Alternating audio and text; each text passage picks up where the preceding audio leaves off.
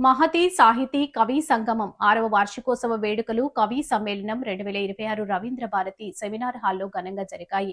ఈ కవి సమ్మేళనంలో యోగా దినోత్సవ సందర్భంగా యోగా సంగమం అనే అంశంపై సుమారు 80 మంది కవులు కవితా పఠనం చేశారు.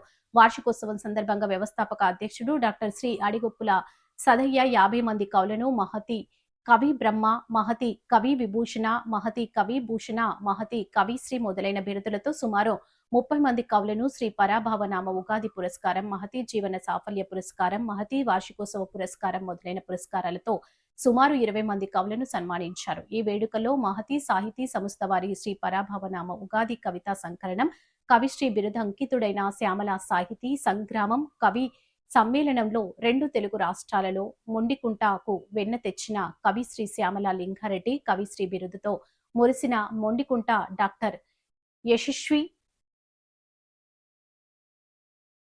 మహాలక్ష్మి, కవితా దీప్తి, తనుజ వెంకట్, వెన్నెల్లో అక్షరాలు, జన్ను ఈశ్వరమ్మ కి కూడా సంస్థ గురువవ సన్మాన బహుమతులు అందజేసి కృతజ్ఞతలు తెలిపారు. ఈ కార్యక్రమంలో కవులతో పాటు బంధువులు, మిత్రులు, కుటుంబ సభ్యులు హాజరై ఎంతో విజయవంతం చేశారు.